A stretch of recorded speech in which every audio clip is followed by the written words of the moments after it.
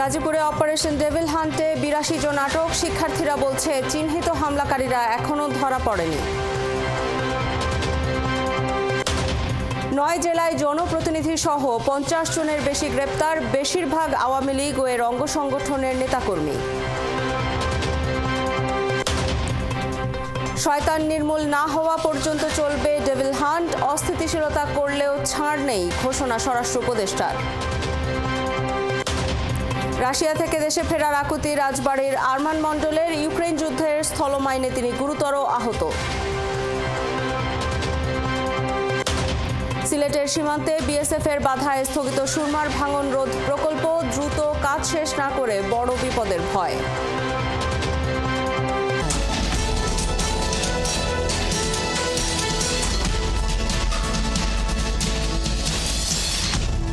স্বাগত দেশযোগে, সাথে আছি আফসানা শাওন। শুনছিলেন প্রধান শিরোনাম, এবারে বিস্তারিত। পুলিশ ও যৌথ বাহিনীর অপারেশন ডেভিল হান্ট অভিযানে গাজীপুরে এ পর্যন্ত ১৩ থানা ও মেট্রোপলিটনে অন্তত ৮২ জনকে আটক করা হয়েছে। গ্রেপ্তার আতঙ্কে বাড়ি ছেড়েছেন অনেকেই। এদিকে বৈষম্য বিরোধী শিক্ষার্থীরা জানিয়েছে, শিক্ষার্থীদের ওপর হামলাকারীরা চিহ্নিত হওয়া সত্ত্বেও এখনও গ্রেপ্তার হয়নি। দ্রুত তাদের গ্রেপ্তার সহ অবৈধ অস্ত্র উদ্ধারের দাবি করেন তারা। ইকবাল সরকারের তথ্য ছবিতে প্রতিবেদন। শনিবার সন্ধ্যা থেকে শুরু হয় যৌথ বাহিনীর অভিযান। এরপরই রাত ৯টার দিকে দক্ষিণখান এলাকায় আওয়ামী লীগ নেতা ও সাবেক মুক্তিযুদ্ধ বিষয়ক মন্ত্রী আকম মোজাম্মেল হকের বাড়িতে যায় র্যাব। সেখানে জিজ্ঞাসাবাদ করা হয় কয়েকজনকে। ওই এলাকার বেশিরভাগ বাড়িতেই এখন ঝুলছে তালা, রাস্তাঘাটেও তেমন লোকজন দেখা যায়নি। পুলিশি হয়রানি বা গ্রেপ্তার আতঙ্কে বাড়ি ছেড়েছেন এলাকার অনেক বাসিন্দা। এর আগে গাজীপুর জেলা প্রশাসক কার্যালয়ের সামনে চেকপোস্ট বসায় সেনাবাহিনী। এদিকে অপরাধীদের গ্রেপ্তারের পাশাপাশি অবৈধ অস্ত্র উদ্ধারের বিষয়ে জোর দিয়েছেন গাজীপুরের ছাত্র জনতা। আমাদের আরো দাবি হচ্ছে যে অবৈধ অস্ত্রগুলো রয়েছে তাও যাতে জব্দ করা হয়, না হলে এই অবৈধ অস্ত্রের মুখে কিন্তু আমাদের সাধারণ ছাত্র জনতা তারা কিন্তু কেউই নিরাপদ না। আর ডিসি অফিসের গেটের মতো জায়গায় যদি গুলি করতে পারে, যদি সাধারণ ছাত্রদের উপর গুলি করতে পারে, একটা জেলা প্রশাসকও তো নিরাপদ নয় সেই ক্ষেত্রে। বৈষম্য বিরোধী শিক্ষার্থীরা আরও জানান, গ্রেপ্তার হচ্ছে, কিন্তু শুক্রবার রাতে মোজাম্মেল হকের বাড়ির সামনে যারা হামলা করেছিল তারা এখনও গ্রেপ্তার হয়নি। অথচ তারা সবাই চিহ্নিত এবং সামাজিক যোগাযোগ মাধ্যমে সক্রিয়। অপারেশন ডেভিল হান্টস যেটা পরিচালনা করছে, তো আমাদের প্রাপ্তি হয়তো ছিল যে এখন মিনিমাম অন্তত ৪-৫০০ আওয়ামী দোসরদের গ্রেফতার হয়ে যাওয়ার কথা ছিল। তো অপরাধীদের পরিচয় একদম ক্লিয়ার এবং অনলাইন মিডিয়াতে তা ঘুরে ঘুরে বেড়াচ্ছে বিভিন্ন জায়গায়। তো সুতরাং তারা যুবলীগের পদধারী কিছু নেতা, আওয়ামী লীগের পদধারী নেতা, ছাত্রলীগের পদধারী নেতা। এদিকে গাজীপুরের পুলিশ সুপার জানান, চলমান অপারেশন ডেভিল হান্টের আওতায় তারা কাজ করে যাচ্ছেন। এটা চলবে, এটা তো আপনার এখনো কতদিন চলবে এ সংক্রান্ত তো কোনো আপনার নির্দেশনা আসে নাই। অপারেশন চলবে এটা। এর আগে শনিবার রাতেই গাজীপুরের ঘটনায় দায়িত্বে অবহেলার অভিযোগে সদর থানার ভারপ্রাপ্ত কর্মকর্তাকে প্রত্যাহারের ঘোষণা দেয় গাজীপুর মহানগর পুলিশ কমিশনার। শুক্রবার রাতে গাজীপুরের ছাত্রদের ওপর হামলার প্রেক্ষিতে শনিবার থেকে গাজীপুর সহ সারা দেশে বিশেষ অভিযান অপারেশন ডেভিল হান্ট শুরু করে যৌথ বাহিনী। হাসিবা আলী বর্ণা, ৭১। এ বিষয়ে বিস্তারিত জানাতে গাজীপুর থেকে যুক্ত হচ্ছেন সহকর্মী ইকবাল সরকার। ইকবাল, গাজীপুরে ৫ থানায় ৮২ জন আটকের কথা আগে জানিয়েছিলেন, এদের পরিচয় সম্পর্কে কি বলছে পুলিশ?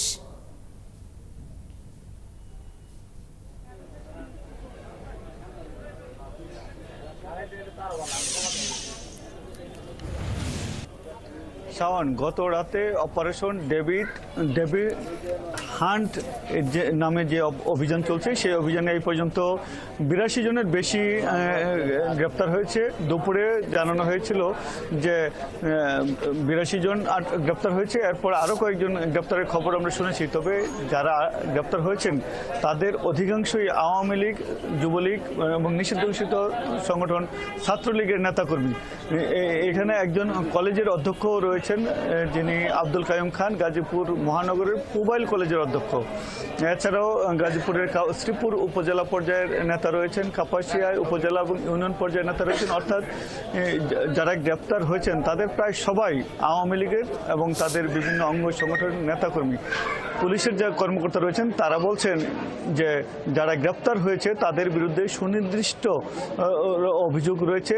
তাদের বিরুদ্ধে নাশকতার পরিকল্পনা, নাশকতামূলক কার্যকলাপে অপতৎপরতায় লিপ্ত থাকার কিংবা রাষ্ট্রের বড় ধরনের ক্ষতি করার মতো অভিযোগ রয়েছে।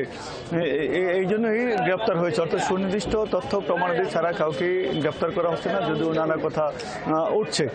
তবে এই যে অভিযান অপারেশন ডেভিল হান্ট, এই অভিযান অব্যাহত থাকবে বলে জানিয়েছেন পুলিশের কর্মকর্তারা। আমরা আজকে দেখেছি যে বৈষম্য বিরোধী ছাত্র আন্দোলনে যারা নেতৃবৃন্দ আছেন তারা এর মধ্যে অভিযোগ তুলেছেন যে তাদের যে চাওয়া, তাদের যে দাবি, সেইভাবে গ্রেপ্তার হচ্ছেন না। আপনি শুনেছেন বৈষম্য বিরোধী ছাত্র আন্দোলনের একজন নেতার বক্তব্য যে আকম মুজাম্মেল হকের বাসায় হামলা যারা করেছে তারা অনেকটাই চিহ্নিত, অনেকজনই চিহ্নিত এবং তাদের পরিচয় পরিষ্কার। তারপরেও তারা গ্রেপ্তার না হয় এক ধরনের ক্ষোভের সঞ্চার হয়েছে বৈষম্য বিরোধী ছাত্র আন্দোলনের নেতৃত্বের মধ্যে। এছাড়াও গতকাল যখন সারাদিন ব্যাপী বৈষম্য বিরোধী ছাত্র আন্দোলনের এবং জাতীয় নাগরিক কমিটির ব্যানারে আলাদা আলাদা যে বিক্ষোভ হয়েছে, সমাবেশ হয়েছে। ইকবাল, আপনি খবর রাখতে থাকুন, প্রয়োজনে আবারও আপনার কাছে ফিরবো। আমাদের সাথে গাজীপুর থেকে যুক্ত হয়েছিলেন সহকর্মী ইকবাল সরকার। এছাড়া সারা দেশে যৌথ বাহিনীর পরিচালনায় চলছে অপারেশন ডেভিল হান্ট। এখন পর্যন্ত 8 জেলায় কাউন্সিলর সহ 34 জন গ্রেপ্তার হয়েছে। গ্রেপ্তারদের বেশিরভাগই আওয়ামী লীগ ও তার অঙ্গ সংগঠনের নেতাকর্মী বলে চিহ্নিত করেছেন আইন শৃঙ্খলার কর্মীরা। সহকর্মীদের তথ্য ছবিতে প্রতিবেদন। শেরপুরে নিষিদ্ধ ঘোষিত ছাত্রলীগের 2 জন ও ওলামা লীগের জেলা সভাপতিকে গ্রেপ্তার করেছে পুলিশ। শনিবার রাতে ঝিনাইগাতি উপজেলার হাসলিগাঁও এলাকা থেকে তাদের গ্রেপ্তার করা হয়। সম্পদ বিষয়ক সম্পাদক মাহমুদুল হক রুবেল ও ঝিনাইগাতি উপজেলা ছাত্রলীগের সাবেক সহসভাপতি রফিকুল ইসলাম। একই দিন জেলা ওলামা লীগের সভাপতি নুরুল ইসলামকে শেরপুর শহরের বাগরাকসা বাসা থেকে গ্রেপ্তার করে পুলিশ। নোয়াখালীর বিচ্ছিন্ন দ্বীপ উপজেলা হাতিয়ায় যৌথ বাহিনী অভিযান চালিয়ে সাবেক চেয়ারম্যান ও ইউনিয়ন আওয়ামী লীগের সহসভাপতি সহ 7 জনকে আটক করেছে। শনিবার রাতে হাতিয়ার বিভিন্ন জায়গায় এই অভিযান চলে। আটক 7 জন হল 5 নম্বর চরেশ্বর ইউনিয়নের সাবেক চেয়ারম্যান আলাউদ্দিন আজাদ, তমরুদ্দি ইউনিয়নের সিরাজুল ইসলাম প্রকাশ রাকসান, আব্দুল মাজেদ পলাশ, আব্দুল জাহের, পৌরসভার 1 নম্বর ওয়ার্ডের সাদ্দাম হোসেন, 3 নম্বর ওয়ার্ডের আবুল কালাম বিটু ও নিঝুম দ্বীপ ইউনিয়নের আদর্শ গ্রামের আজিম উদ্দিন। চট্টগ্রাম সিটি কর্পোরেশনের সাবেক ওয়ার্ড কাউন্সিলর রেখা আলম চৌধুরীকে গ্রেপ্তার করেছে পুলিশ। এছাড়া চট্টগ্রামের বিভিন্ন থানা এলাকায় অভিযান চালিয়ে মোট 19 জনকে আটক করা হয়। গাজীপুরের ঘটনার পর অপারেশন ডেভিল হান্ট ঘোষণার পর থেকে নগরীতে রাতের টহল বাড়ায় যৌথ বাহিনী। সড়কে বসানো হয় চেকপোস্ট। সিএমপির অতিরিক্ত উপপুলিশ কমিশনার মাহমুদা বেগম জানান, আটকদের মধ্যে ছাত্র জনতার উপর হামলাসহ বিশেষ ক্ষমতা আইন ও সন্ত্রাস বিরোধী আইনে 1 বা একাধিক মামলা আছে। সিরাজগঞ্জের উল্লাপাড়া উপজেলার সাবেক চেয়ারম্যান ও আওয়ামী লীগ নেত্রী সেলিনা মির্জা মুক্তিকে ঢাকার মিরপুরের বাসা থেকে আটক করে র্যাব। এদিকে লালমনিরহাট হাতীবান্ধা থেকে বৈষম্য বিরোধী ছাত্র আন্দোলনে লালবাগ থানায় হত্যা মামলার আসামি আওয়ামী লীগ নেতা সজীবকে গ্রেপ্তার করেছে পুলিশ। খাগড়াছড়ি গুইমারা এলাকায় অভিযান চালিয়ে নিষিদ্ধ ঘোষিত ছাত্রলীগের 4 নেতাকর্মীকে আটক করে পুলিশ। থানার ভারপ্রাপ্ত কর্মকর্তা এনামুল হক চৌধুরী জানান, গ্রেপ্তারদের একজন সোহাগ মিয়া 2 নম্বর হাফছড়ি ইউপির 6 নম্বর ওয়ার্ড সভাপতি। রংপুর বিভাগে অপারেশন ডেভিল হান্টে 14 জন গ্রেপ্তার হয়েছে। এছাড়া গোপালগঞ্জের বিভিন্ন এলাকা থেকে যৌথ বাহিনীর অভিযানে 4 জন আটক হয়েছে। হাসান আহমেদ, 71। চট্টগ্রামে এখন পর্যন্ত অপারেশন ডেভিল হান্টে 19 জন আটক হয়েছে। এদের মধ্যে রয়েছে একজন নারী কাউন্সিলর। চট্টগ্রামে অপারেশন ডেভিল হান্টের খবর জানাতে যুক্ত হচ্ছেন সহকর্মী প্রণবেশ চক্রবর্তী। প্রণবেশ, চট্টগ্রামের অভিযানে কতজন গ্রেপ্তার হলো শেষ পর্যন্ত এবং অভিযানে যৌথ বাহিনীর কোনো ব্রিফিং হবে কিনা সেটি জানাবেন। চট্টগ্রামে এই পর্যন্ত আমরা যতটুকু জানতে পেরেছি আইন শৃঙ্খলা বাহিনীর পক্ষ থেকে মোট 19 জনকে গ্রেপ্তার করা হয়েছে। পুলিশ এবং আইন শৃঙ্খলা বাহিনীর সদস্যরা গতকাল পর্যন্ত বিভিন্ন জায়গায় যে অভিযান চালিয়েছেন, তার মধ্যে আওয়ামী লীগের একজন সাবেক মহিলা কাউন্সিলর, তাকে গ্রেপ্তার করা হয়েছে, তার নাম রেখা আলম। এর বাইরেও বৈষম্য বিরোধী ছাত্র আন্দোলনের বিভিন্ন সময় হামলা, হত্যা এবং যেসব মামলা হয়েছে, মামলার আসামি যারা, তাদেরকে গ্রেপ্তারে অভিযান চলছে বলে এখানে পুলিশ অর্থাৎ চট্টগ্রাম মেট্রোপলিটন পুলিশের পক্ষ থেকে আমাদেরকে জানানো হয়েছে। আর এর বাইরে যে টেবিল হান্ট যে অপারেশনটি কার্যক্রম ঘোষণা করা হয়েছে গাজীপুরের ঘটনার পর, এরপর থেকে এখানে সেনাবাহিনী রাতে টহল বৃদ্ধি করেছে। বিভিন্ন গুরুত্বপূর্ণ স্পট যেগুলো রয়েছে সেগুলোতে পুলিশ টহল বৃদ্ধি করেছে। কোনো কিছু সন্দেহজনক যা কিছুই পরিলক্ষিত হচ্ছে সেগুলোকে তারা চেক করছেন এবং মোড়ে মোড়ে পুলিশ এখানে অবস্থান করছে। সব মিলিয়ে চট্টগ্রামের যে আইন শৃঙ্খলা পরিস্থিতি সেটি যাতে স্বাভাবিক থাকে সে কারণে পুলিশ অ্যালার্ট রয়েছে এবং যাতে কোনো সমস্যা না হয় সেজন্য তারা কাজ করে যাচ্ছেন। আর এর বাইরে তারা বলেছেন যে যৌথ বাহিনী তারা সমন্বিতভাবে বৈঠক করবেন, বৈঠক করে তারা সিদ্ধান্ত নেবেন, সেটি পরবর্তীতে যে কার্যক্রম কিংবা অভিযান তারা সমন্বিতভাবে বৈঠক করেই সেই জিনিসগুলো পরিচালনা করবেন। তো এখন পর্যন্ত সর্বশেষ সেটি হচ্ছে মোট 19 জনকে চট্টগ্রামে গ্রেপ্তার করা হয়েছে। আর আজকের যে চলমান অভিযান, ফিরবো আবারও আপনার কাছে। আমাদের সাথে চট্টগ্রাম থেকে যুক্ত হয়েছিলেন সহকর্মী প্রণবেশ চক্রবর্তী। শয়তান নির্মূল না হওয়া পর্যন্ত অপারেশন ডেভিল হান্ট চলবে বলে জানিয়েছেন স্বরাষ্ট্র উপদেষ্টা জাহাঙ্গীর আলম চৌধুরী। সকালে ফার্মগেটের খামার বাড়িতে মৃত্তিকা ভবন উদ্বোধন করতে এসে তিনি একথা জানান। সাংবাদিকদের প্রশ্নের উত্তরে উপদেষ্টা বলেন, যারাই দেশকে অস্থিতিশীল করবে তাদেরকেই এই অভিযানে গ্রেপ্তার করা হবে। এ সময় গাজীপুর পরিস্থিতি নিয়ে তিনি বলেন, যারা এই ঘটনা ঘটিয়েছে তাদের অনেককেই আইনের আওতায় আনা হয়েছে, বাকিদেরও শিগগিরই আইনের আওতায় আনা হবে। এদিকে সুনামগঞ্জে কৃষকের ভাস্কর্য ভাঙা হয়েছে কিনা তা জানেন না স্বরাষ্ট্র উপদেষ্টা, তবে যারা এটি করেছে খোঁজ নিয়ে তাদেরকেও বিচারের আওতায় আনা হবে বলে জানান তিনি।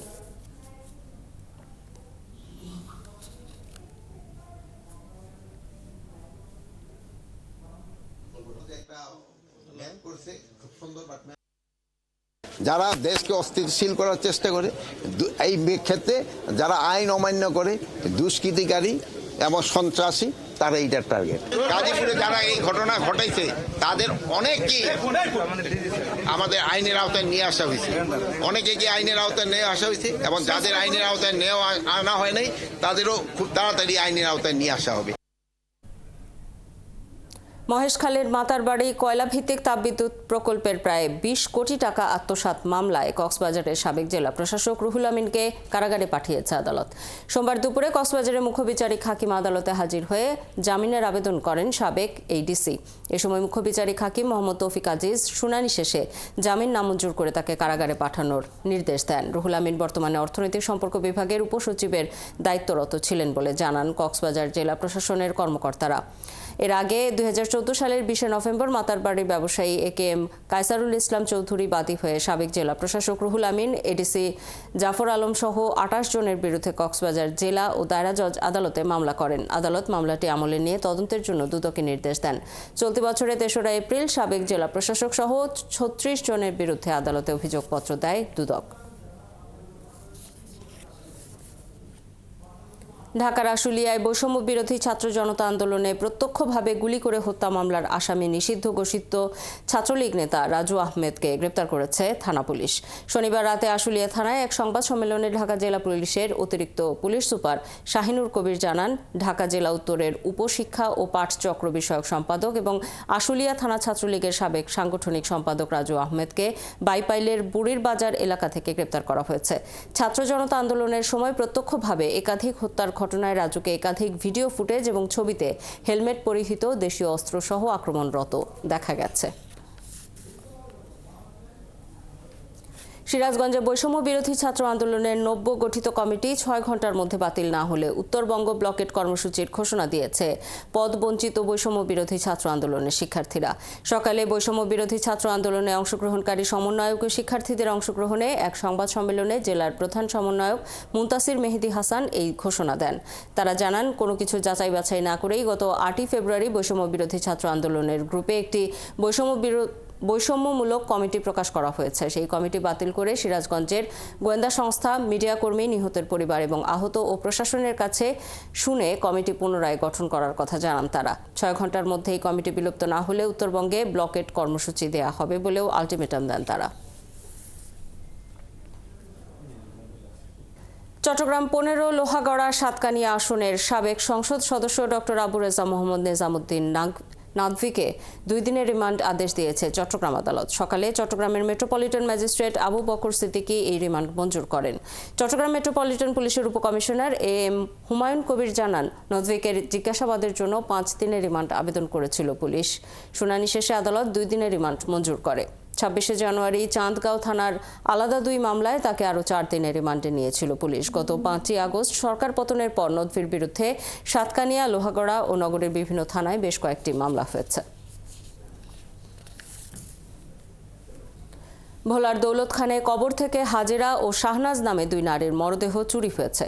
শনিবার দৌলতখান উপজেলার উত্তর জয়নগর ইউনিয়নের মধ্য জয়নগর গ্রামের একটি পারিবারিক কবরস্থানে এই ঘটনার কথা জানান এলাকাবাসী।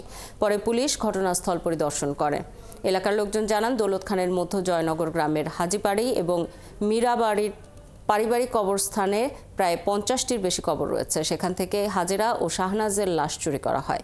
যাদের লাশ চুরি হয়েছে তারা 1 বছর আগে মারা গেলে তাদের ওই কবরস্থানে দাফন করা হয়। দৌলতখান থানার ভারপ্রাপ্ত কর্মকর্তা জিল্লুর রহমান জানান, পরিবারের পক্ষ থেকে অভিযোগ পেলে বিষয়টি তদন্ত করে ব্যবস্থা নেওয়া হবে। কুমিল্লার 14 গ্রামে ককটেল বিস্ফোরণ ঘটিয়ে এবং পিস্তল ঠেকিয়ে কর্মচারীদের জিম্মি করে স্বর্ণের দোকানে ডাকাতি হয়েছে। শনিবার রাতে উপজেলার মিয়াবাজার মসজিদ মার্কেটের নিচতলায় প্রীতি জুয়েলার্সে এই ঘটনা ঘটে। জনতা সন্দেহভাজন এক ডাকাতকে আটক করেছে। থানার ভারপ্রাপ্ত কর্মকর্তা মোহাম্মদ হিলাল উদ্দিন আহমেদ জানান, মার্কেটের দোতলায় মসজিদে এশার নামাজ চলার সময় 5 থেকে 7 জনের একটি সংঘবদ্ধ ডাকাত চক্র ককটেল বিস্ফোরণ ঘটিয়ে প্রীতি জুয়েলার্সে প্রবেশ করে। তারপর সবাইকে জিম্মি করে 25 ভরি স্বর্ণালংকার লুট করে পালায়। প্রীতি জুয়েলার্সের প্রোপাইটার রবীন্দ্র দত্ত জানান, এক ব্যবসায়ী গুলিবিদ্ধ হয়েছেন। ব্যবসায়ীরা সন্দেহভাজন এক ডাকাতকে আটক করে পুলিশে দিয়েছে। ডাকাতিতে ব্যবহৃত একটি মাইক্রোবাসও উদ্ধার করেছে পুলিশ। গোয়েন্দা পুলিশ ও কলাপাড়া থানা পুলিশের একটি দল ঢাকার কামরাঙ্গীর চরে অভিযান চালিয়ে উদ্ধার করেছে বাংলাদেশ ছাত্র অধিকার পরিষদের কেন্দ্রীয় কমিটির সহ স্বাধীনতা ও মুক্তিযোদ্ধা বিষয়ক সম্পাদক রবিউল আউয়াল অন্তরকে। রবিবার দুপুরে কলাপাড়া থানার ভারপ্রাপ্ত কর্মকর্তা জুয়েল ইসলাম জানান, অন্তর গত 5 মাস ধরে কলাপাড়া ধানখালী ইউনিয়নে পায়রা তাপবিদ্যুৎ কেন্দ্র নির্মাণে ক্ষতিগ্রস্ত পরিবারের অধিকার আদায়ে সমন্বয়কের ভূমিকা পালন করছিল। গ্রামবাসীদের 8 দফা দাবি আদায়ের লক্ষ্যে একাধিকবার মানববন্ধন, বিক্ষোভ মিছিল এবং ঢাকায় গিয়ে সংবাদ সম্মেলনও করেছে। এরই ধারাবাহিকতায় গত শুক্রবার সকালে আবারও আন্দোলন কর্মসূচির ঘোষণা দেয় তার ফেসবুক স্ট্যাটাস। এর কয়েক ঘন্টা পরই সে নিখোঁজ হয়। পরে অন্তরের ভাই পায়রা তাপবিদ্যুৎ কেন্দ্রের কয়েকজন কর্মকর্তাকে আসামি করে মামলা দায়ের করলে পুলিশ অভিযানে নামে। শুক্রবার রাতেই কলাপাড়া পটুয়াখালী মহাসড়ক থেকে তার ব্যবহৃত মোটরসাইকেলটি উদ্ধার করে পুলিশ। পিরোজপুরের নাজিরপুরে 100 বছরের পুরনো বাবুরহাট বাজারে 5 বছরেও শেষ হয়নি 2 তলা ভবন নির্মাণ, অথচ ঠিকাদার সাবেক মন্ত্রী সমর রেজাউল করিমের ছোট ভাই বিল উঠিয়ে নিয়েছেন। এলজিইডি নির্বাহী প্রকৌশলী বলছেন, বারবার চিঠি দেয়া হলেও কোনো সাড়া পাওয়া যায়নি। ঠিকাদারের বিরুদ্ধে ব্যবস্থা নেওয়া হচ্ছে। তরিকুল ইসলামের তথ্য ছবিতে প্রতিবেদন।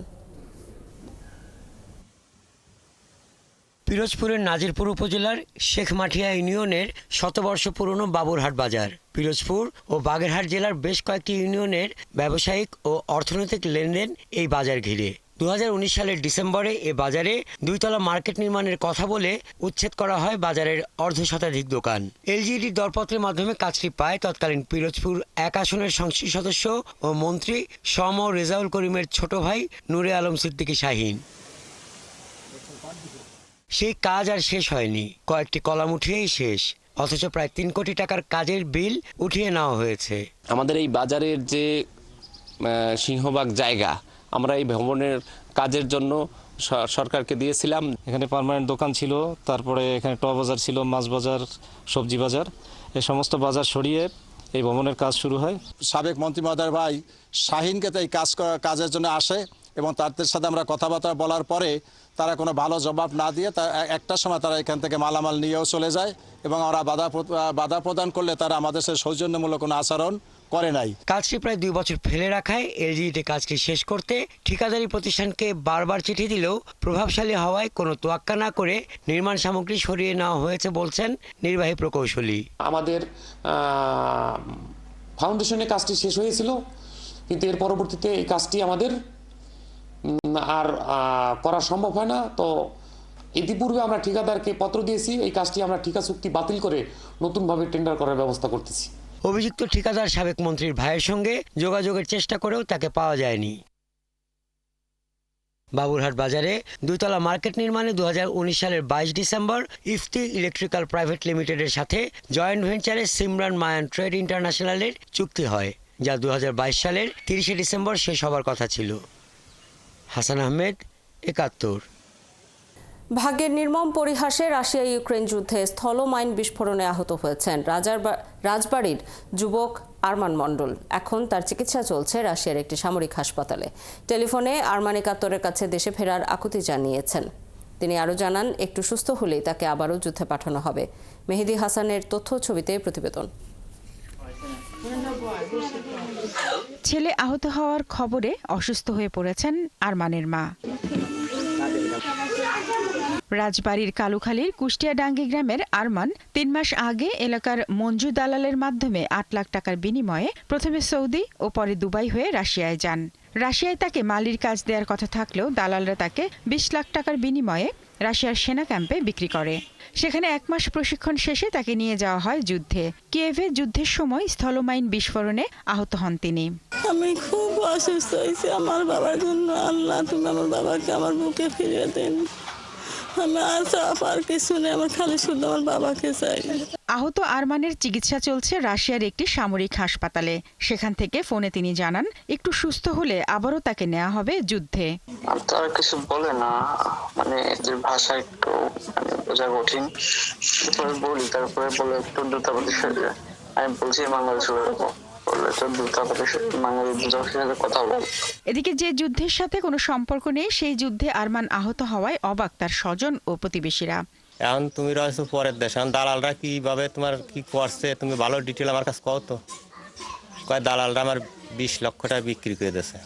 আমাদের দাবি সরকারের কাছে তাকে যেন সুন্দরভাবে সুস্থভাবে দেশে ফিরিয়ে আনা হয়।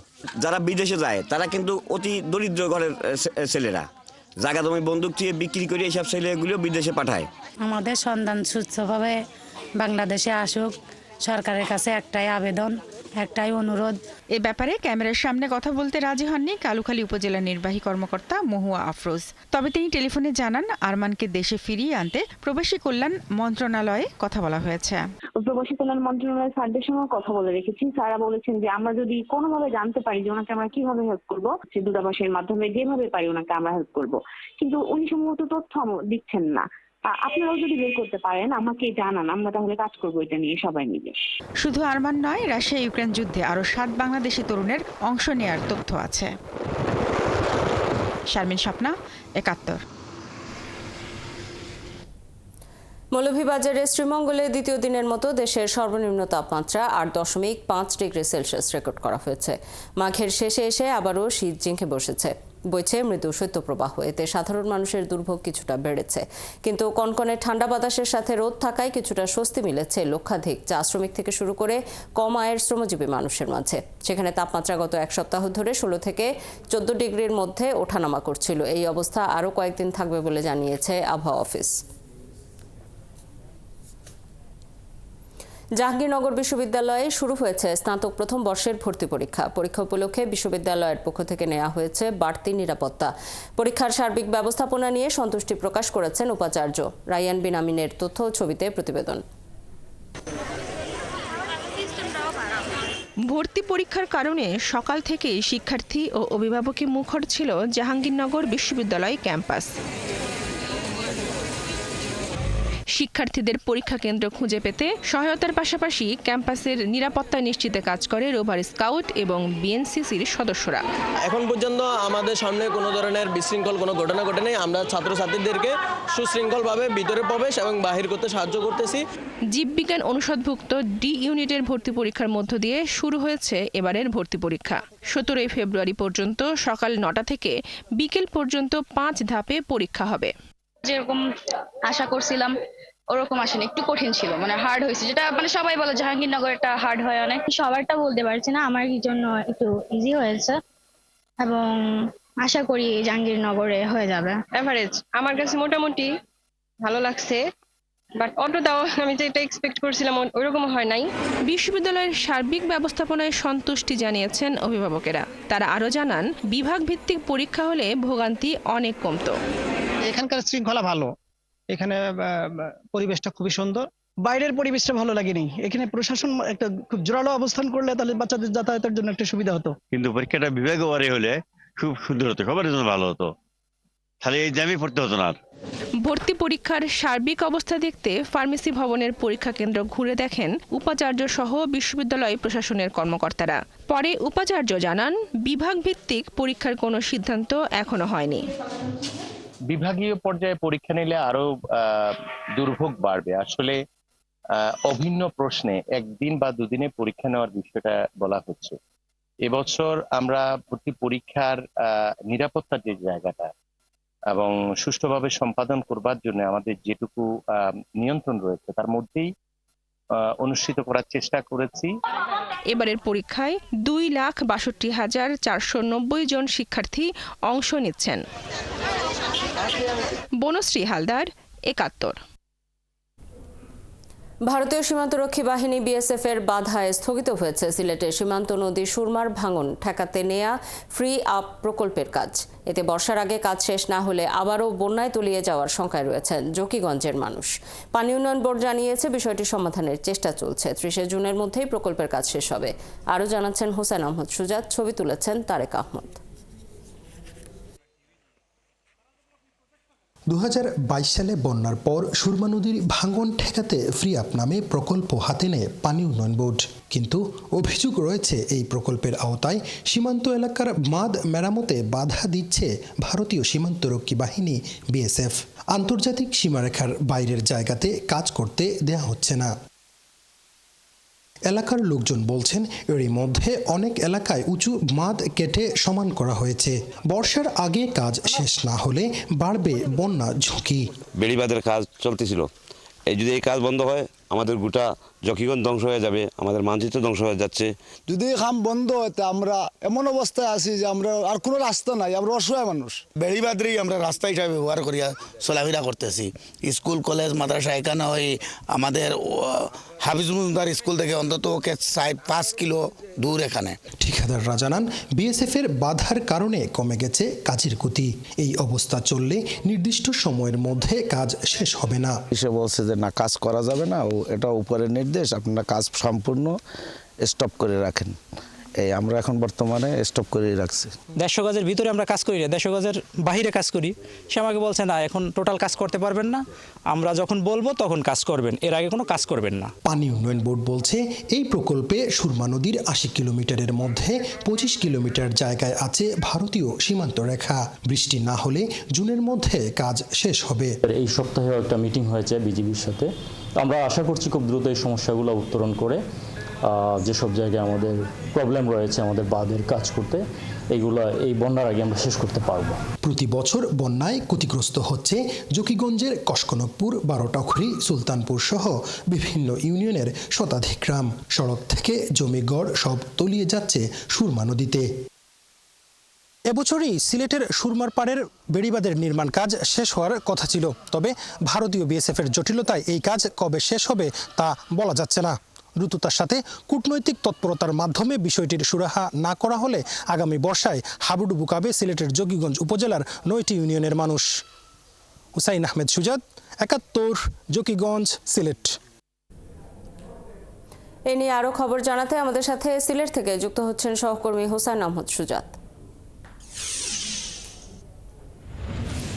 সুজাত, যে সমস্যাটা তৈরি হয়েছে, অর্থাৎ জকিগঞ্জের মানুষ যে বন্যায় আবারও তলিয়ে যাওয়ার শঙ্কায় পড়েছেন, এই সমস্যার সমাধানে কি কি চেষ্টা চলছে বলে পানি উন্নয়ন বোর্ডের কর্মকর্তারা জানালেন? গত নভেম্বর মাসে কিন্তু ভারতীয় বিএসএফ এই বেড়িবাঁধের কাজ কিন্তু বন্ধ করে দিয়েছে এবং গত 4 থেকে 5 দিন আগে কিন্তু সুরমা নদীর আরেকটি জায়গায়, অর্থাৎ সিলেটের জকিগঞ্জের শরীফগঞ্জ এলাকায় ব্লক নির্মাণ কাজ চলছিল, সেটি কিন্তু গেল কিছুদিন আগে ভারতীয় বিএসএফ বন্ধ করে দিয়েছে। তো আমরা পানি উন্নয়ন বোর্ডের সাথে কথা বলেছিলাম, তারা আমাকে জানিয়েছেন যে ইতিমধ্যে তারা সরকারের ঊর্ধ্বতন কর্তৃপক্ষকে তারা জানিয়েছেন এবং বিষয়টি সমাধানের চেষ্টা চলছে। এবং তারা বলছেন যে ফ্রি আপ যে প্রকল্পটি নেওয়া হয়েছে সুরমা নদীর 80 কিলোমিটার জায়গাতে। তো এই ফ্রিয়া প্রকল্পের কাজ কিন্তু তারা 30 জুনের মধ্যে শেষ করবেন। তবে 25 কিলোমিটার জায়গা কিন্তু কবে যে শেষ হবে সেটি এখনো বলা যাচ্ছে না, কেননা গেল নভেম্বর মাস থেকে কিন্তু কাজ বন্ধ রয়েছে। আপনি জানেন যে সিলেটের জকিগঞ্জ উপজেলা হচ্ছে সিলেট শহর থেকে প্রায় 100 কিলোমিটার দূরবর্তী একটা উপজেলা, এবং এই এলাকা কিন্তু এতটাই অনুন্নত যে এলাকার যে সড়ক ব্যবস্থা রয়েছে সেটিও খুব খারাপ এবং সীমান্তবর্তী এলাকা। এবং এই যে সকল এলাকায় বেশি ভাঙন দেখা দিয়েছে, বিশেষ করে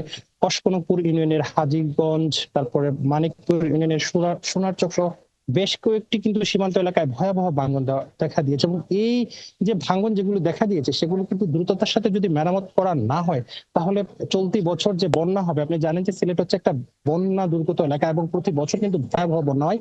গেল বছরের যে 2024 সালে যে বন্যা হয়েছিল সেই বন্যায় কিন্তু পুরো জকিগঞ্জ পানির নিচে তলিয়ে গিয়েছিল। আর এবার যে কাজটি শুরু হয়েছিল, এলাকার মানুষ কিন্তু একটা আশা দেখছিল যে কাজটি সম্পন্ন হলে হয়তোবা তারা আর বন্যায় আক্রান্ত হবে না।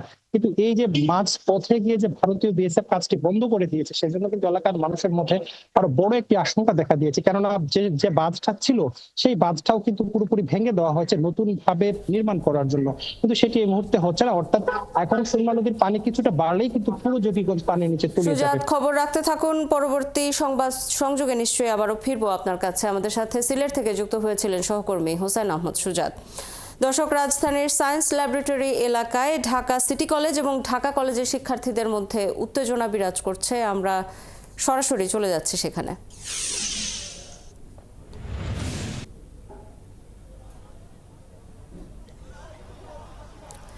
আমাদের সহকর্মী ইশতিয়াক ইমন ঘটনাস্থলে আছেন, আমরা যুক্ত হচ্ছি ইমনের সাথে। ইমন, কি নিয়ে আসলে এই উত্তেজনাটা সৃষ্টি হলো এবং এখনকার কি পরিস্থিতি?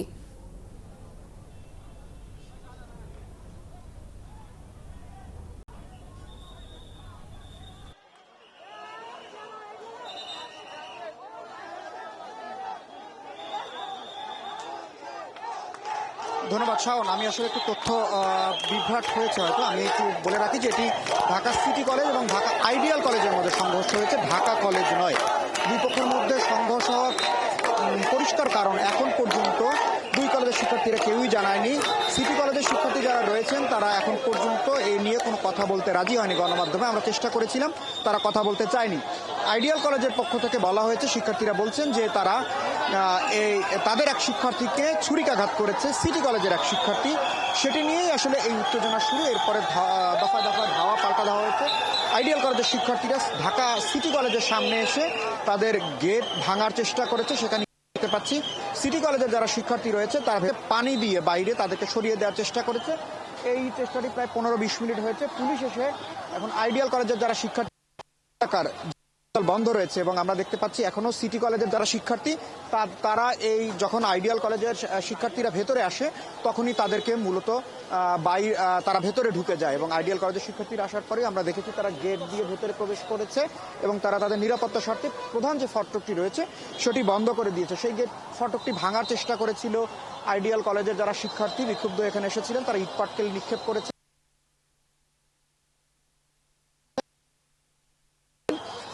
পুলিশের ব্যারিকেডের যে যন্ত্রগুলো রয়েছে সেগুলো দিয়েই আসলে ভাঙার চেষ্টা করেছেন। পুরো এলাকাতে হঠাৎ করে এরকম একটি বিক্ষুব্ধ পরিস্থিতির কারণে আতঙ্ক সৃষ্টি হয়েছে। আমরা আবার দেখতে পাচ্ছি যে প্রধান যে সড়কটি রয়েছে সেখানে আবার নতুন করে যতটুকু দেখতে পাচ্ছি এখনো দূর থেকে পুলিশ যাচ্ছে এখন এবং সেই পুলিশ আসলে যারা পুলিশের সদস্য রয়েছেন খুব বেশি একটি নিয়ন্ত্রণ যে তারা করতে পারছেন বিষয়টি তা না।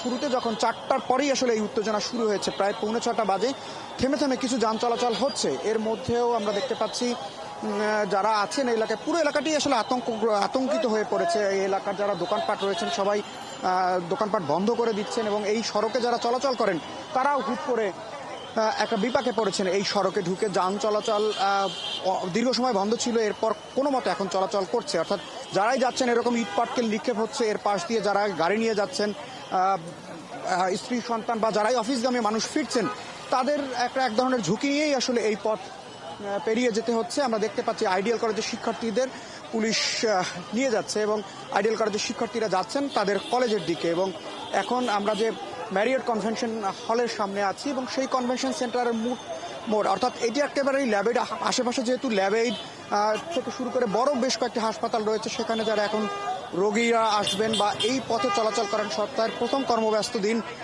সেখানে একটি বড় ধরনের এইরকম উত্তেজনার কারণে কিন্তু পুরো এলাকাটি স্থবির হয়ে পড়েছে এবং পুরো এলাকাটিতেই আমরা দেখতে পাচ্ছি যে যানজট রয়েছে। সেই যানজটের কারণে green road, elephant road, Shahbag, new market, Dhanmondi পুরো এলাকাটি আসলে একেবারেই স্থবির হয়ে পড়েছে। পুলিশ চেষ্টা করছে কিছুটা পরিস্থিতি নিয়ন্ত্রণে নিয়ে আসার, কিন্তু সেটিও আসলে খুব বেশি সহজ হচ্ছে না তাদের জন্য, কারণ সিটি কলেজের শিক্ষার্থী যাদেরকে এই পথ তাদেরকে অনেকটা তাড়া দিয়ে ভেতরে ঢুকিয়ে দেওয়া হয়েছে তাদের কলেজের ভেতরে, সেখান থেকে তারা আবার এখন নতুন করে যদি বাইরে বেরিয়ে এসে পাল্টা আক্রমণের চেষ্টা করে তাহলে পরিস্থিতি আবার সংঘর্ষের দিকে যেতে পারে।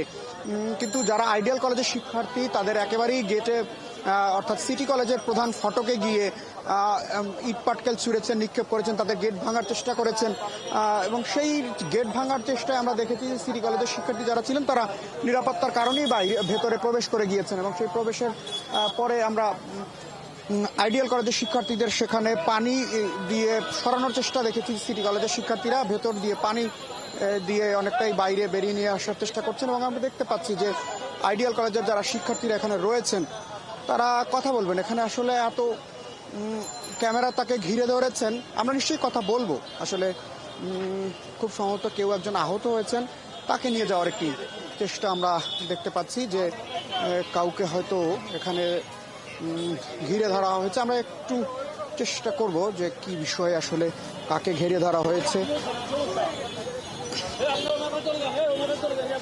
এক শিক্ষার্থী কথা বলছেন আসলে কি কারণে এই সংঘর্ষ শুরু, সেরকম একটি বক্তব্য দিচ্ছেন। আমরা নিশ্চয়ই এরপরে যুক্ত হয়ে জানাতে পারবো। আমরা একটু রাস্তার পরিস্থিতিটি দেখাই যে রাস্তায় এখন যে পরিস্থিতি রয়েছে সেই পরিস্থিতিতে যান চলাচল কোনো মতে করছেন, কিন্তু যারাই যাচ্ছেন তারা ভীত সন্ত্রস্ত হয়েই এই পথে চলাচল করছেন। সড়কটি খুলে দেওয়া হয়েছে, পুলিশ চেষ্টা করছে যান চলাচল স্বাভাবিক রাখার, কিন্তু যারাই যাচ্ছেন যেহেতু আশেপাশে ইট পাটকেল নিক্ষেপ হচ্ছে, এরকম দুটি কলেজের শিক্ষার্থীরা সংঘর্ষে জড়িয়ে গেছেন। যখন তখন ইট এসে লাগতে পারে, যে কারোর গাড়িতে লাগতে পারে, শরীরে লাগতে পারে, যে কেউ আহত হতে পারেন, এরকম একটি ভীতি নিয়েই আসলে চলাচল করতে হচ্ছে। অন্যদিকে শাহবাগেও কিন্তু ব্যাটস নামের একটি কোচিং সেন্টারের শিক্ষার্থীরা অবরোধ করেছেন, সেখানেও পুলিশের সাথে এক ধরনের ঝামেলা আর খবর আমরা পাচ্ছি, সংঘর্ষের খবর পাচ্ছি। অর্থাৎ সব মিলিয়ে এই পথ অর্থাৎ এই এলাকা যারা এখন সড়কে বাইরে বেরিয়েছেন তারা এক ধরনের আতঙ্ক নিয়েই আসলে চলতে হচ্ছে। এর আগেও আমরা দেখেছি যে ঢাকা কলেজ, আইডিয়াল কলেজ এবং সিটি কলেজ, তিন প্রতিষ্ঠানের শিক্ষার্থীরা সংঘর্ষে জড়িয়েছিলেন বেশ কিছুদিন আগে। সেই রেশ কাটতে না কাটতেই আবার নতুন করে দেখলাম যে আমরা সিটি কলেজ এবং আইডিয়াল কলেজ এই দুটি প্রতিষ্ঠানের শিক্ষার্থীরা কিন্তু আবার নতুন করে এই সংঘর্ষে জড়িয়ে পড়লেন এবং বিগত কয়েকটি আমরা আন্দোলনের সময় তাদের এই সংঘর্ষের সময় দেখেছি যে নানা কারণে এই সংঘর্ষ দিনের পর দিন চলছে। একদিন প্রথম আজ সন্ধ্যায় ঝামেলা হওয়ার পরেই বা সংঘর্ষ হওয়ার পরেই আবার নতুন করে তারা এই সংঘর্ষে জড়িয়ে পড়েন। আবার আগামীকাল দেখি প্রত্যেকবার আমাদের এখান দিয়ে এক্সাম দিতে যাইতে হলে ওদের কলেজ পাস আউট করে তারপর আমাদের এক্সাম দিতে যাইতে হয়। সেইখানে ওরা কিভাবে এখান দিয়ে যাওয়ার সময় ওরা এখানে আটকাইবো, বলাবান যেটা একজন যদি পায় সিঙ্গেল ধরে মারবো, এগুলো কেমন কথা? সিটি বলা পাই না, আজকে এই ঝামেলার সূত্রই হয়েছে এইখান দিয়ে।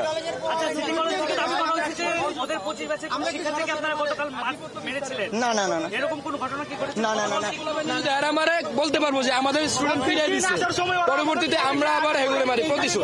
এইটাই ভাই আসছি পরের দিকে এইটাই চলতেছে। হ্যাঁ, শোধ প্রতিশোধ এর কোনো শেষ না, মানে আমাদেরকে মারে। আমাদের প্রিন্সিপাল গত দুদিন আগে সে হাত জোর করে সবাইকে বলছে, আমাদের মেসেজের মাধ্যমে কল দিয়ে সবাইকে বলছে, বাবা তোমরা আমার সন্তানের মতো, তোমরা আর এই সংঘর্ষে জড়ায়ও না। আমরা পেজ থেকে আমাদের কলেজের পেজ সেখান থেকে আমরা সবাইকে সতর্ক করে দেওয়া হয়েছে, সবাইকে বলা হয়েছে বাবা তোমরা আর এই সংঘর্ষে জড়ায়ও না। সবাই জানে আজকে এখানে আমাদের সায়েন্সের টেস্ট পরীক্ষা চলতেছে, আজকে আমাদের সায়েন্সের জীববিজ্ঞান পরীক্ষা ছিল আমাদের এবং কমার্সের পরীক্ষা ছিল। আমরা সেখানে পরীক্ষা দিয়ে আসি, সকালবেলা ফার্স্ট ইয়ারদের সাথে ফার্স্ট ইয়ারের একটা ছেলেকে একা পেয়ে তারা মারে, 10 জন বা 11 জন ছাত্র মিলে 2 জন বা 3 জনকে মারে। এই ঘটনার সূত্র ধরে বিকেলবেলা আবার গ্যাঞ্জামে শুরু। আমাদের প্রিন্সিপাল যেখানে আমাদেরকে রিকোয়েস্ট করছে সন্তানের মতো, ওদেরকেও বলা হয়েছে, তাদেরকেও বলছে যে বাবা তোমরা আমার সন্তানের মতো না। 2-3 জনকে মারা হয়েছে। হ্যাঁ, তারা গ্যাং ধরেন এই যে আমি একটা পেজ দেখাই আপনাকে দেখাই না না না আমি একটা প্রমাণ দেখাই আপনাদের সেটা হচ্ছে দেখাই কলেজে বিভিন্ন পেজ আছে উস্কানিমূলক পোস্ট এগুলা থেকে গ্যাঞ্জামের মূলত সৃষ্টি হয় আর এখন পরিস্থিতি মোটামুটি স্বাভাবিকই আছে আমাদের ছেলেদেরকে মারছে ওরা সুইচ গিয়ার দিয়ে পিছনে মারছে আর কি বলছে আইডিয়া যা করলো ভালো নিচরের নামে বাট করি এর কঠিন জবের জন্য প্রস্তুত হই 26 ব্যাচ এরকম পোস্ট দিয়ে এই দেখেন এটা কয় মিনিট আগে 6 মিনিট আগে পোস্টটা দিস দাও 6 মিনিট আগে এই যে উস্কানি পোস্টটা দিল আবার ওরা এটা যদি আবার দেখে আমাদের স্টুডেন্ট তাহলে এটা আবার এটা কেন হবে না এই দেখেন এই যে আমরা যাই যখন মিউচুয়াল করা হইছে শুনছিলাম আমরা যে শাওন আসলে পরিস্থিতিটি একেবারেই উত্তেজনাকর একটি পরিস্থিতি। এখানে যারা শিক্ষার্থী রয়েছেন, আইডিয়াল কলেজের শিক্ষার্থী, তারা কথা বলছেন। আমরা সিটি কলেজের শিক্ষার্থীদের সাথে কথা বলার চেষ্টা করেছিলাম, তারা আসলে কথা বলতে রাজি হয়নি। তারা এই বিষয়ে কোনো কথা বলবে না, শুধুমাত্র একটি গণমাধ্যমে কথা বলবেন, তারা এর বাইরে কোনো গণমাধ্যমে কথা বলবেন না। কিন্তু কেন কি কারণে যে হামলার কথা আমরা শুনতে পাচ্ছি, সেই হামলাটি আসলে কারা চালিয়েছেন, কিভাবে চালিয়েছেন, সে নিয়ে আসলে এখন পর্যন্ত যেহেতু কলেজ কর্তৃপক্ষ কথা বলে না, সংঘর্ষে জড়িয়ে পড়া শিক্ষার্থীরাও এখন পর্যন্ত কোনো ধরনের কথা বলেনি। এরপরে আমরা বিকেলে 4টার পরে যখন ধাওয়া পাল্টা ধাওয়া এবং এই সংঘর্ষের ঘটনা ঘটেছে, তারপরে আমরা দেখলাম যে নতুন করে আইডিয়াল কলেজের যারা শিক্ষার্থী তারা ক্ষুব্ধ হয়ে আবার সিটি কলেজের যারা শিক্ষার্থী তাদেরকে ধাওয়া দিয়ে তাদের কলেজের ভিতরে ঢুকিয়ে তাদের গেট ভাঙার চেষ্টা করেছে, অর্থাৎ তারা নিরাপত্তার কারণে ভিতরে ঢুকে গেছেন।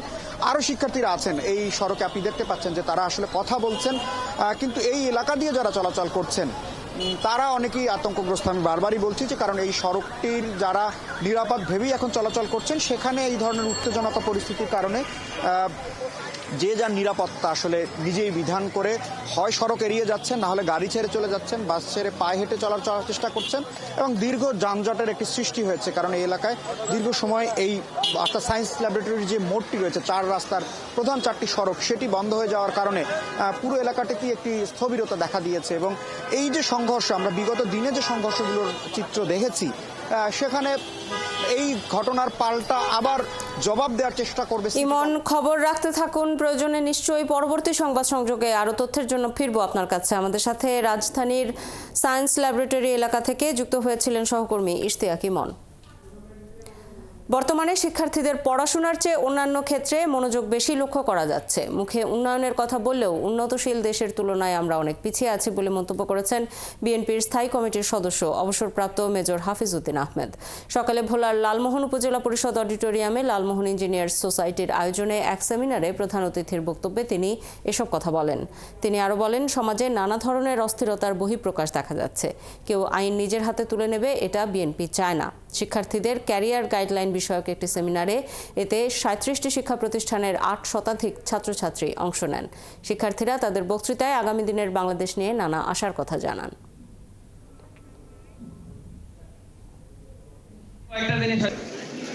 মানে দ্রুত যাওয়া সম্ভব, আমি বলবো কিন্তু একটা বড় পেশা। তো সেক্ষেত্রে আমাদের এই ধরনের অসংখ্য 2-1 করলেও করতে পারে, বাট সেই পার্সেন্টেজটা খুবই কম।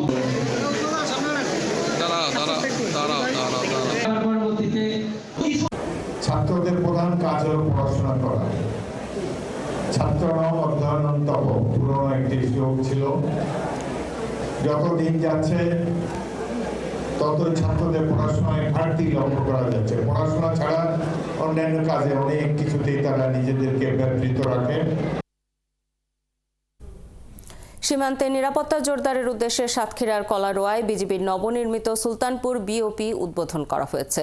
বেলা 12টায় নতুন এই বিওপি উদ্বোধন করেন বিজিবির অতিরিক্ত মহাপরিচালক ব্রিগেডিয়ার জেনারেল হুমায়ুন কবির। তিনি বলেন, এই সীমান্ত দিয়ে অবৈধ উপায়ে মানুষ পারাপার এবং নিষিদ্ধ জিনিস ক্রয় বিক্রয় হয়। এজন্য সরকার এই সীমান্তের নিরাপত্তা বাড়ানোর জন্য একটি বিওপি বসানোর সিদ্ধান্ত নেয়। অনুষ্ঠানে বক্তৃতা করেন সাতক্ষীরা বিজিবি 33 ব্যাটালিয়ন অধিনায়ক লেফটেন্যান্ট কর্নেল আশরাফুল হক এবং সহকারী পরিচালক মাসুদ রানা।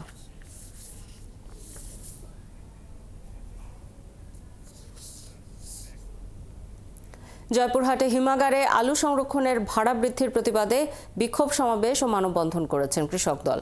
এ সময় আলু সংরক্ষণের ভাড়া কমানো না হলে আন্দোলনের পাশাপাশি মহাসড়ক অবরোধের ঘোষণা দেওয়া হয়। বেলা 11টায় কেন্দ্রীয় মসজিদ চত্বরের সামনে তারা মানববন্ধন করেন এবং বিক্ষোভ সমাবেশ করেন। এ সময় কৃষকরা জানান, 1 কেজি আলু সংরক্ষণের জন্য আগে 4 টাকা ভাড়া দিতে হতো, এবার তা 8 টাকা করা হয়েছে। আলু সংরক্ষণের ভাড়া না কমানো হলে লোকসান গুনতে হবে। মানববন্ধনে জেলার 1000-এর বেশি কৃষক অংশ নেন। রংপুরে জাঁকজমকভাবে একই মঞ্চে যৌতুকবিহীন বিয়ে হয়েছে 12 দম্পতির। শনিবার বিকেলে রংপুরের রূপকথা থিম পার্ক কনভেনশন হলে যৌতুকবিহীন এই বিয়ের আয়োজন করা হয়। আয়োজন করে আলহাজ শামসুল হক ফাউন্ডেশন। শাহ বাইজিদ আহমেদের প্রতিবেদন। ফুলে ফুলে সাজানো হয়েছে বিয়ের আসর। বিলাসবহুল গাড়িতে চড়ে এলেন 12 যুবক। প্রত্যেকের গায়ে জড়ানো আরবের ঐতিহ্যবাহী পোশাক। লাল গালিচা মারিয়ে উঠলেন বিয়ের মঞ্চে। যে সাজসজ্জায় তারা বিয়ে করতে এসেছেন এটা তাদের বহন করতে পারার কথা নয়। তাদের এই চাকচিক্যের মধ্যে এনেছে আলহাজ শামসুল হক ফাউন্ডেশন নামের একটি সংগঠন। কনেরাও ছিলেন ঝলমলে পোশাকে। নতুন এই বর কনেরা জানান যৌতুকবিহীন বিয়ে করতে রাজি হওয়ায় তাদের এমন জাঁকজমক বিয়ের আয়োজন করেছে আলহাজ শামসুল হক ফাউন্ডেশন। শুধু যৌতুক নয়, সমাজের মোহরানার সহজলভ্যতা নিয়েও তাদের প্রচারণা ছিল। শামসুল হক ফাউন্ডেশন যে আয়োজন করেছেন তাদেরকে সাধুবাদ জানাই। তারা যেন আরও বিভিন্নভাবে এইরকম আয়োজন করতে পারে। যারা আমাদের অতিথি আছে তাদের খাওয়া দাওয়ার আয়োজন থেকে শুরু করে হচ্ছে বিয়ের জন্য যা যা ম্যানেজমেন্ট লাগে সবকিছুই ফাউন্ডেশনই বহন করতেছে। এতদিন এটা শুধু কল্পনার মধ্যে ছিল, এটা যে বাস্তবে একটা রূপ দিতে পারে, এরকম যে একটা হইতে পারে, আমি এখানে আজকে আসে বুঝছি। আমার কোনো টাকা পয়সা খরচ হয় নাই ভাই। আর মেয়েকে বিয়ে দিলাম ওখানে রসুলপুর। বর কনে পক্ষ বিনা খরচে এই যে আয়োজন, এটি আসলে আমাদের সমাজে একটা আঙ্গুল দিয়ে দেখিয়ে দেওয়ার মতো। নবদম্পতির নতুন সংসারে যা যা দরকার তার সবই উপহার হিসাবে দিয়েছে আয়োজক প্রতিষ্ঠান। রয়েছে তাদের হানিমুনের ব্যবস্থাও। আমাদের অনেকগুলো প্রকল্প রয়েছে, মানবিক প্রকল্প। এর মধ্যে অন্যতম একটা প্রকল্প হচ্ছে বিয়ে আপনার খরচ আমাদের, যেটা মূল স্লোগান হচ্ছে আমরা যৌতুককে না বলে আমরা বলছি না, যৌতুককে না বলি এটা আমরা অনেকদিন বলেছি। এবার আমরা স্লোগান নিয়েছি যৌতুককে ঘৃণা করি, সহজলভ্য মোহরানা আদায় করি। বিয়ে আপনার খরচ আমাদের ক্যাম্পেইনে এ বিয়ের আয়োজনে ছিল বর কনে পক্ষের পরিবারের সদস্য ও আত্মীয় স্বজনরা। সংস্থার পক্ষ থেকে তাদের যাতায়াতের ব্যবস্থাও করা হয়। নারী নির্যাতনের মূল কারণ বলা যায় যৌতুক। আলহাজ শামসুল হক ফাউন্ডেশন যে আজকের যে গণবিবাহ, যৌতুক মুক্ত গণবিবাহের আয়োজন করেছে, এর দ্বারা আশা করা যায় যে অত্যন্ত গুরুত্বপূর্ণ একটা ইফেক্ট সমাজের মধ্যে পড়বে, একটা ফলাফল পাওয়া যাবে। আয়োজকরা জানান আর্থিক সংকট কিংবা সামর্থ্য না থাকায় যারা বিয়ে করতে পারছেন না তাদের সহায়তা দিয়ে একটি শৃঙ্খল সমাজ প্রতিষ্ঠাই তাদের লক্ষ্য। শাহ বাইজিদ আহমেদ, ৭১, রংপুর। চলছে দেশযোগ সরাসরি সংবাদ অনুষ্ঠান দেখতে চোখ রাখুন ৭১-এর ফেসবুক পেজে এবং সাবস্ক্রাইব করুন ৭১-এর ইউটিউব চ্যানেল। ৭১-এর সাথেই থাকুন।